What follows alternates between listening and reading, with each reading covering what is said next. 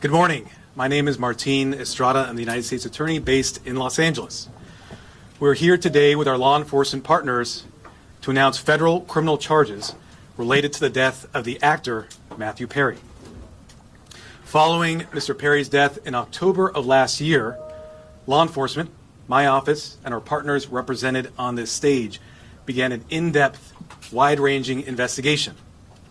That investigation has revealed a broad, underground criminal network responsible for distributing large quantities of ketamine to Mr. Perry and others.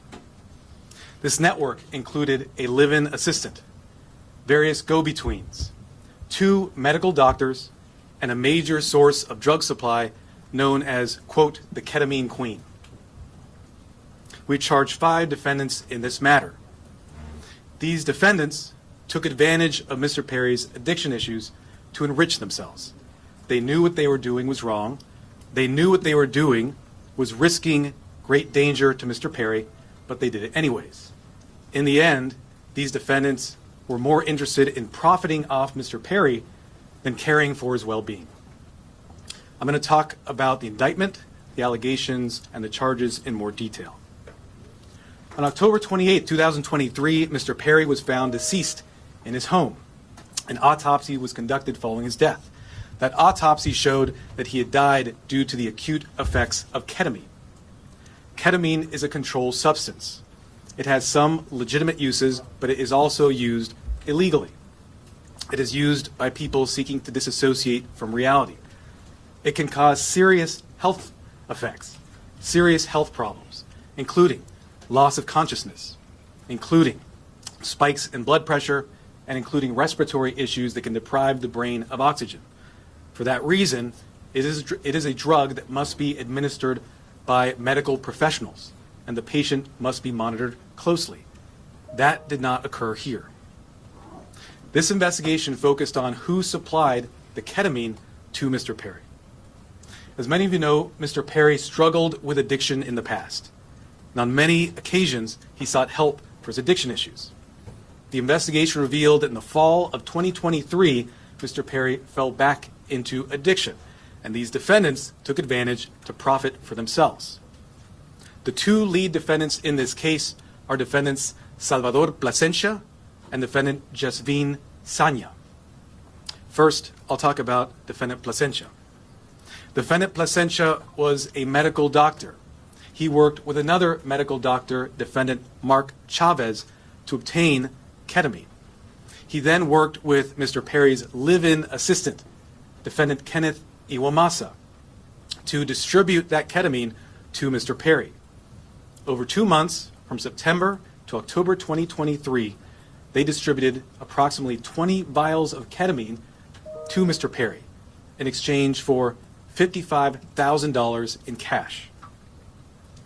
Defendant Plasencia saw this as an opportunity to profit off of Mr. Perry. He wrote in a text message in September 2023, quote, "I wonder how much this moron will pay." He also stated in text messages that he wanted to be Mr. Perry's sole source of supply. He wrote in a text message that he wanted to be Mr. Perry's, quote, "go-to for drugs." As a doctor, defendant Plasencia knew full well the danger of what he was doing. In fact, on one occasion, he injected Mr. Perry with ketamine, and he saw Mr. Perry freeze up and his blood pressure spike. Despite that, he left additional vials of ketamine for defendant Iwamasa to administer to Mr. Perry. Of course, defendant Iwamasa had no medical training to speak of.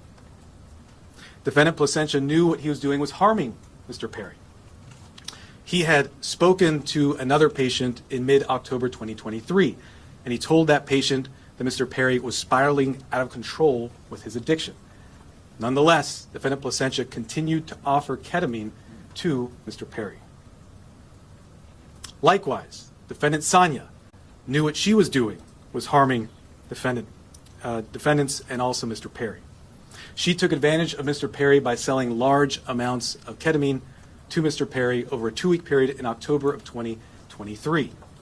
She sold approximately 50 vials of ketamine for approximately $11,000 in cash.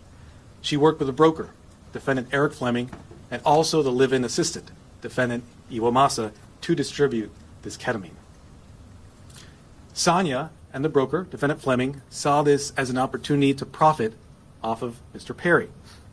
In a text message, the broker wrote, quote, "I wouldn't do it if there wasn't a chance of me making some money for doing this."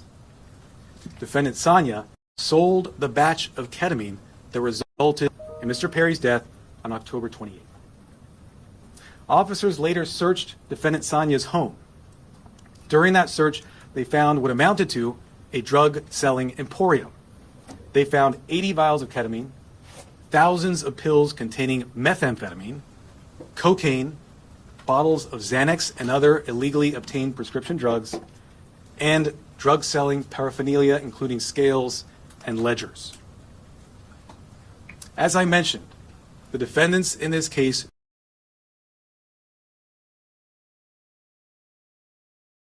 they refer to it using terms such as, quote, Dr. Pepper, or quote, bots, or quote, cans.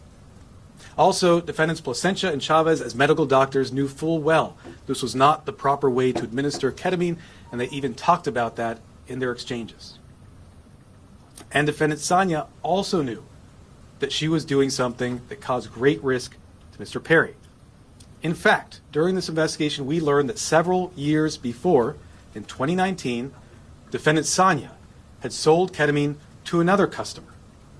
That person died the same day, and a family member of that person sent a message to defendant Sonia telling her the cause of death was ketamine.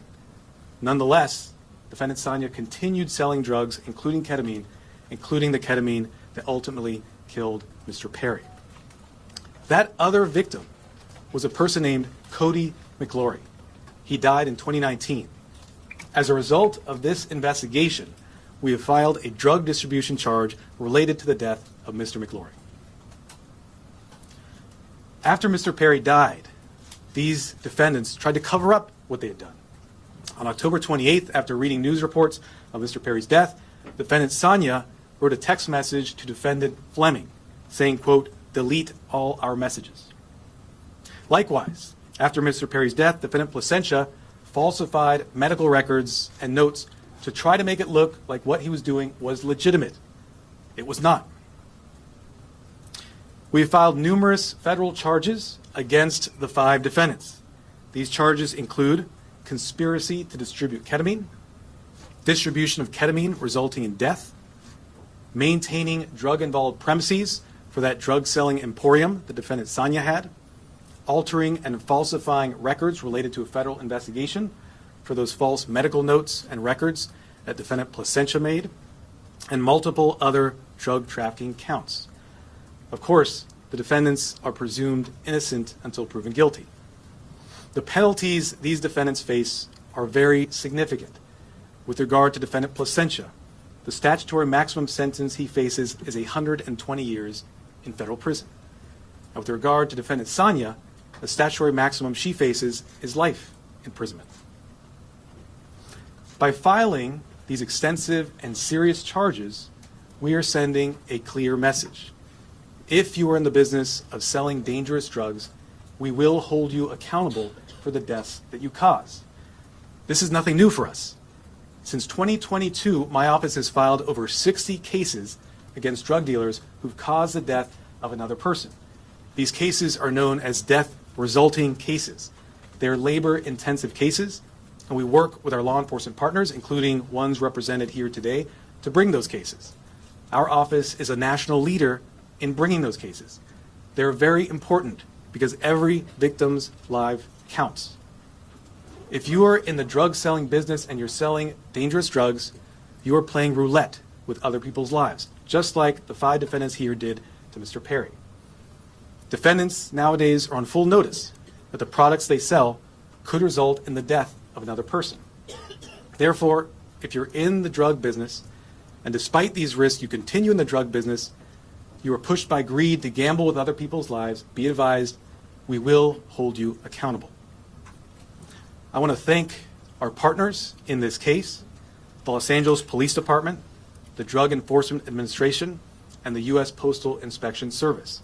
These investigators did a phenomenal job digging into the case, looking at every angle to develop a case, a strong case against not only those who killed Mr. Perry, but also Mr. McLaury.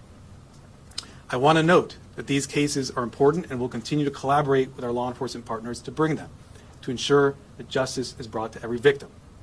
And finally, let me thank the prosecutors responsible for the investigation and the prosecution of this case. Those are Assistant United States Attorneys Ian Yanello and Xiaohan Tsai. And now I'd like to introduce Chief of the Los Angeles Police Department, Dominic Choi.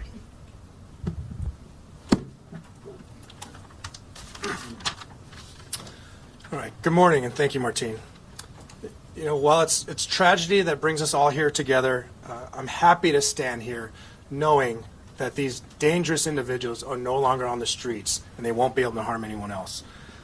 The Los Angeles Police Department and our partners here today, we're committed to investigating all cases like this, and it's regardless of someone's background or socioeconomic status. And just with all of our cases, this investigation was done impartially. We let the facts drive this investigation, and those facts led us to a group of individuals who were responsible for supplying and distributing to Mr. Perry narcotics that led to his unfortunate and untimely death. The group standing here today, it's a prime example how our partnerships and our collaboration can yield meaningful results. I want to thank LAPD, our Robbery Homicide Division, who's standing in the back there, the U.S. Attorney Martin Estrada and his team, the DEA and her team, as well as the U.S. Postal Inspection Service and their team for their hard work, diligence, and real patience. Now, I know people think this took a long time, but there was a lot of work, a lot of investigative strategies that went into this to make sure that there's a solid case and that we can pursue this in the courts. Our relationship with our federal partners, it helps us ensure that these criminals will have meaningful sentences and be an example for anyone that is willing to risk or jeopardize distributing and supplying unlawful or narcotics to anyone. And I just really want people to know that that is the message. You cannot get away with this regardless of your background or socioeconomic status. Breaking the law is breaking the law, and you are dangerous and you are jeopardizing lives. So thank you all of my partners for being involved in this and bringing us to where we are at today. And at this time, I'd like to introduce DEA Administrator Ann Milgram. Good morning. Today we announce charges brought against 5 individuals who together are responsible for the death of Matthew Perry. Each of the defendants played a key role in his death. They falsely prescribed, sold, or injected the ketamine that caused Matthew Perry's tragic death. In the United States, most forms of ketamine are only approved by the Food and Drug Administration for anesthesia. A nasal spray version is approved for treatment of depression, but only in a certified medical setting. Here, Matthew Perry sought treatment for depression and anxiety and went to a local clinic where he became addicted to intravenous ketamine. When clinic doctors refused to increase his dosage, he turned to unscrupulous doctors who saw Perry as a way to make quick money. Dr. Plasencia and Dr. Chavez violated the oath they took to care for their patients. Instead of do no harm, they did harm so that they could make more money. Without performing any medical evaluation or monitoring, they supplied Matthew Perry with large amounts of ketamine in exchange for large sums of money, charging Perry $2,000 for a vial that cost Dr. Chavez approximately $12. As Matthew Perry's ketamine addiction grew, he wanted more, and he wanted it faster and cheaper. That is how he ended up buying from street dealers who sold the ketamine that ultimately led to his death. In doing so, he followed the arc that we have tragically seen with many others, whose substance use disorder begins in a doctor's office and ends in the street. Perry turned to his street dealer, Eric Fleming, who sourced his ketamine from a drug trafficker known as the Ketamine Queen, Jasveen Sangha. The ketamine supplied by Sangha would ultimately be the dose that took Matthew Perry's life. Sangha knew that the ketamine she supplied could be deadly, since in 2019 she had sold ketamine to Cody McLaury, who died at the age of 33. But despite this knowledge, she continued to sell ketamine and methamphetamine throughout Los Angeles. Matthew Perry's journey began with unscrupulous doctors who abused their position of trust because they saw him as a payday, and it ended with street dealers who sold him ketamine in unmarked vials. The desperation that led Perry to these individuals was not met with help, as it should have been from the doctors, but instead it was met with exploitation. Exploitation by those who should have guided him toward help. This betrayal of trust is at the heart of this tragedy. Since 2023, DEA has investigated nearly 500 drug poisoning and overdose cases just like Matthew Perry's. We run a national initiative known as OD Justice, where we work with our state and local law enforcement partners to conduct investigations after someone has passed away. And it is important to note that the national model we today have in every 50 state across the United States is based on the work that started here in Los Angeles. We began this work with our partners in the Los Angeles Police Department and with other local police departments and sheriff's offices in California, in the Los Angeles area, and with the U.S. Attorney's Office. And today it stands as our national model for this critical work.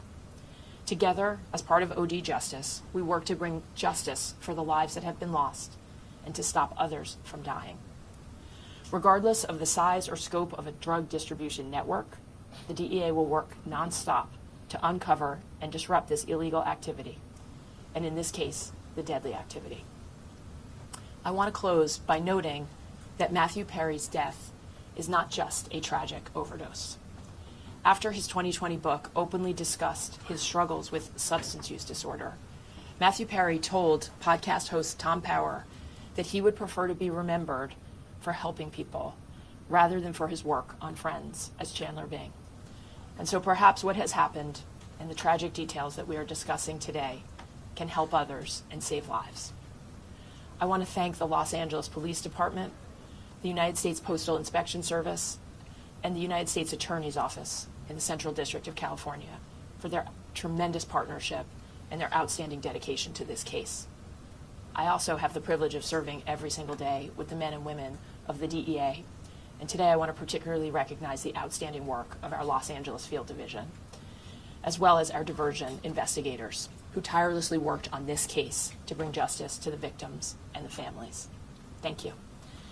It's now my privilege to introduce Postal Inspector Shields.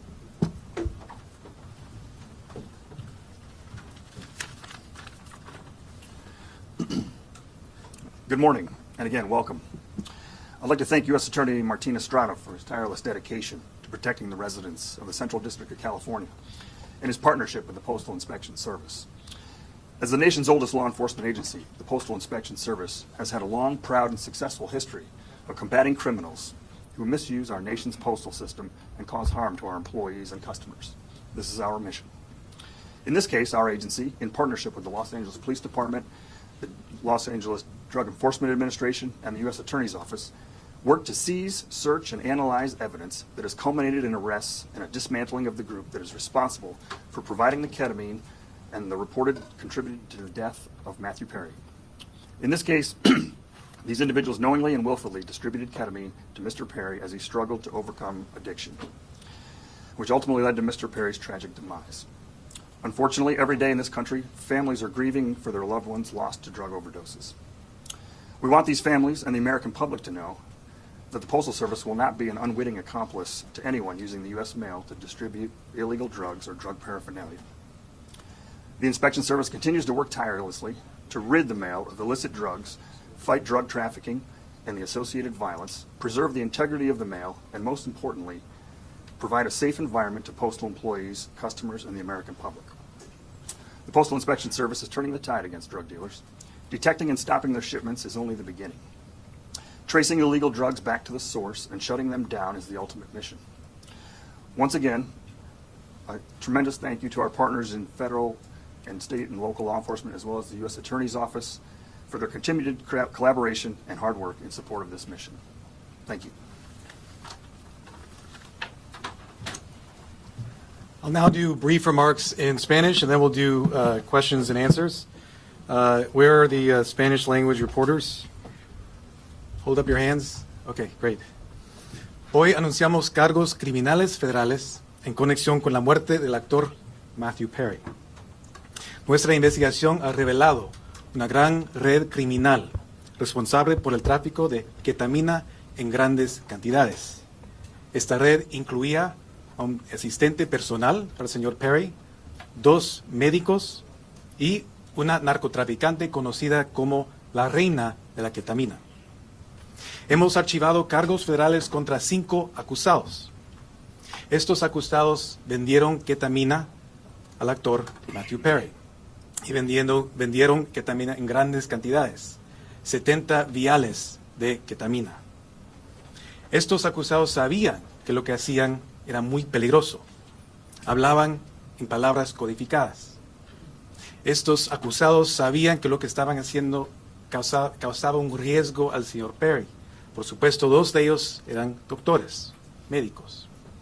Pero, sin embargo, estos acusados siguieron vendiendo ketamina al señor Perry. A estos acusados les importaba más el efectivo que la vida humana. Desde 2022, mi oficina ha archivado más que 60 casos contra narcotraficantes responsables por la muerte de otra persona. Estos casos son muy importantes porque la vida de cada víctima es importante. Con todos esos casos, como en este caso, mandamos un mensaje muy claro. No vamos a tolerar a los narcotraficantes que apuestan con las vidas de otras personas. We'll now do question and answer. Any questions? Yes. My first question is, the person that found Matthew Perry in the hot tub, is that also one of the people who's being charged in this case? Is that the assistant? I didn't hear that. Can you repeat the question? Yes, the person, the assistant that's being charged in this case, is that also the person that found Matthew Perry in the hot tub? So the personal assistant we charged is defendant Kenneth Iwamasa. He was the one live-in assistant for Mr. Perry. Is he the one Yes. found in the hot tub? Yes. The doctor, when the patient tragically died in 2019, did law enforcement look into that death when they found out the patient died? I can't comment on that. What I can say is that through this investigation, we were able to connect defendant Sanya to that death in 2019 and file a charge related to that to vindicate the victim, Cody McLaurin. Are there any details about this? search Yes. Can you talk a little bit about, and maybe this is for DA Administrator Milgram, but can you talk a little bit about the line between legitimate ketamine therapy treatment and was, Matthew Perry ever receiving legitimate ketamine therapy treatment? And then when did that cross over? Were the defendants involved in that clinic where he was receiving legitimate treatment, if that's the case? So let me say this. Yes. In this case, we are not talking about legitimate ketamine treatment. We're talking about 2 doctors who abused the trust they had, abused their licenses to put another person's life at risk. 5 defendants who, as I mentioned, knew what they were doing was wrong. In fact, one of them had sold ketamine that resulted in the death of another person in 2019. Nothing about what we see today was legitimate, and that's why we filed criminal charges. Was he ever? Yes. Is this the beginning of an enforcement effort specifically against ketamine? I know you mentioned past cases, 60 cases, and DA mentioned it as well. Is there going to be a focus specifically on ketamine? I think what you've seen is that this is not the beginning, but a continuation of an enforcement effort against synthetic drugs of all kinds. Synthetic drugs, ketamine, but also methamphetamine, fentanyl, are killing people each and every day.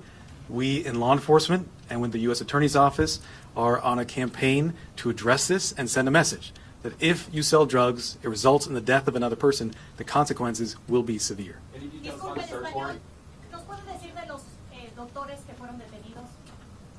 Hay 2 doctores que son los acusados en este caso, el doctor Plasencia y el doctor Chávez. Los 2 están acusados en este caso. El doctor Plasencia fue arrestado hoy en la mañana.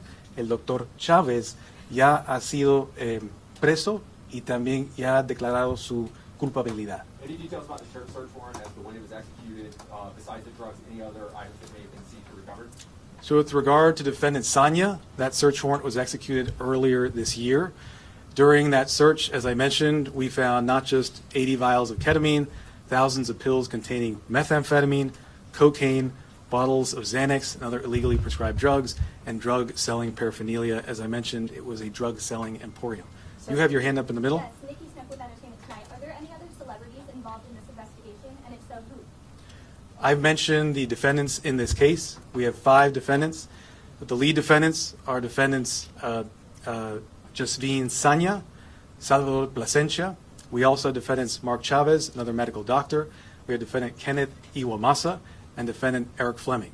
We look at the evidence. We see where that goes. We don't charge people based on whether they're celebrities or not celebrities. We charge them based on the evidence.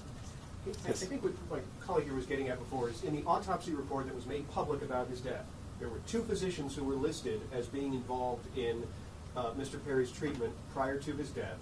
One of them was involved in what appeared to be legitimate therapeutic use of ketamine.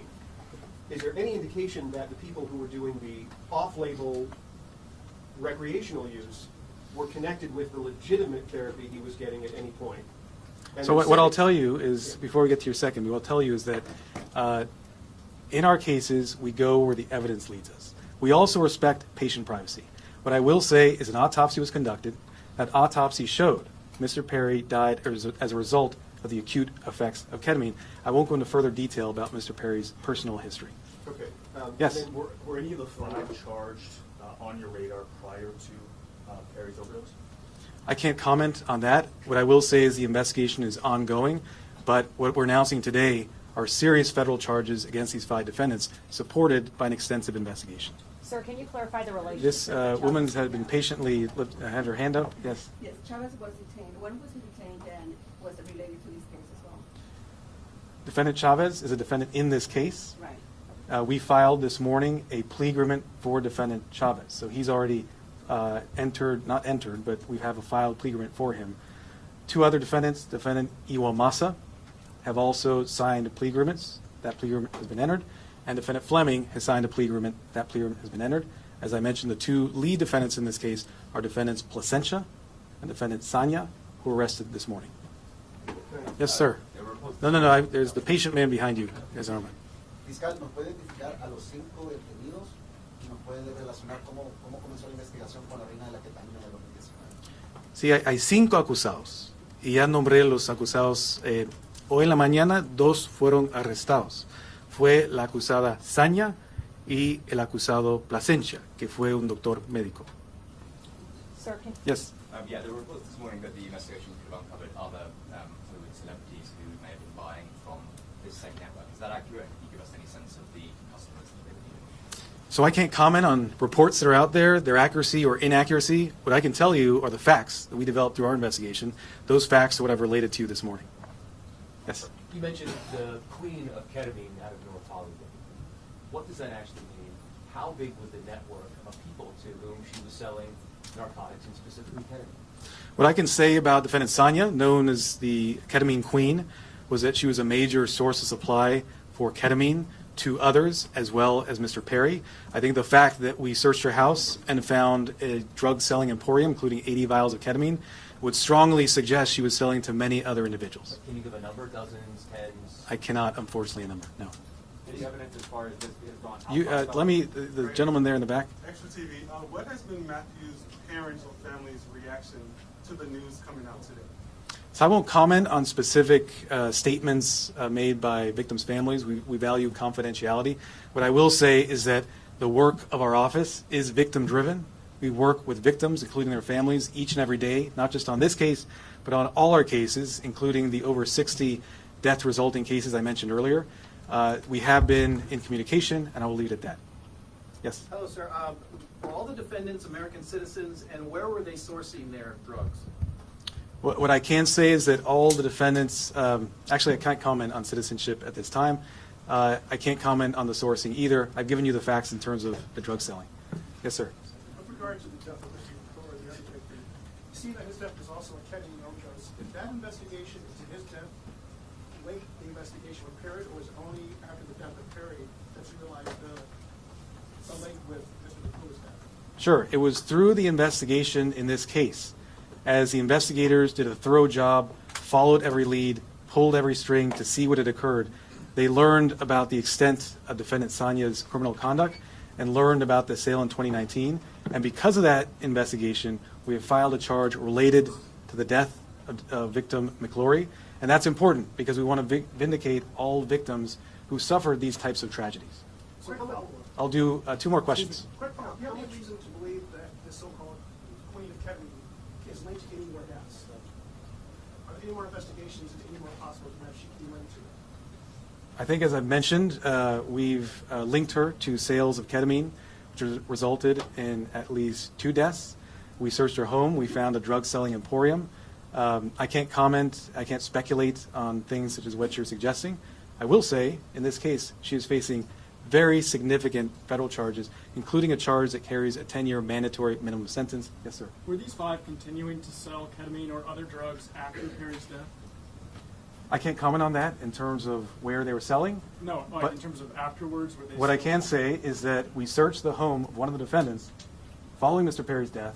She had 80 vials of ketamine, thousands of pills of methamphetamine, cocaine, bottles of Xanax. Thank you very much. Appreciate it.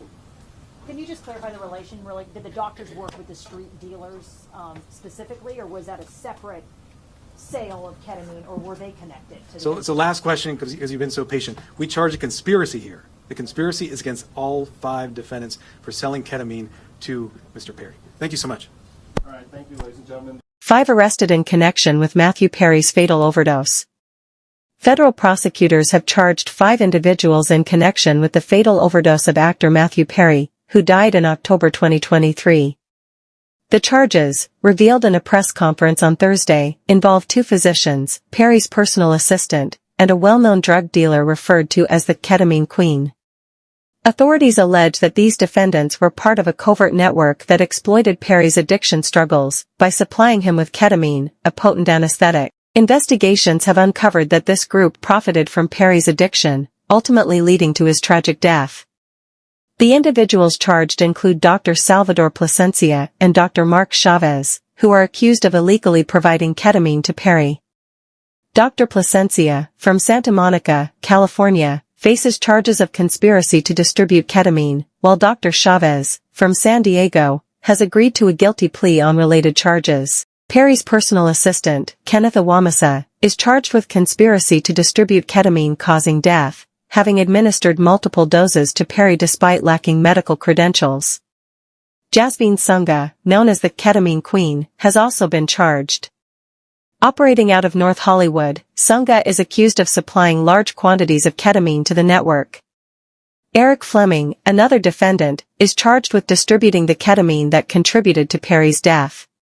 The indictment reveals that Perry received around 20 vials of ketamine over 2 months, totaling about $55,000. Prosecutors claim the defendants exploited Perry's vulnerability as a recovering addict for financial gain. Matthew Perry, famed for his role as Chandler Bing on the TV show Friends, was discovered dead in his Pacific Palisades home, found face down in his jacuzzi. An autopsy confirmed that Perry's death resulted from the acute effects of ketamine and drowning. Authorities assert that Perry's last legitimate ketamine therapy session was over a week before his death, indicating that the high levels of ketamine in his system were due to the illegal distribution network. Additional charges include falsifying medical records and attempting to conceal their actions. DEA Administrator Ann Milgram stated, "This case highlights the severe betrayal of trust and the need for vigilance against those who exploit individuals for profit." Perry's death has left fans and the entertainment industry reeling. The actor had publicly shared his battle with addiction in his memoir, Friends, Lovers, and the Big Terrible Thing. His passing has brought renewed attention to the dangers of substance abuse and the exploitation by those in trusted positions. Legal proceedings against the accused are ongoing, with trial dates and further hearings forthcoming. The case underscores broader issues of drug abuse and the systemic issues contributing to such tragedies.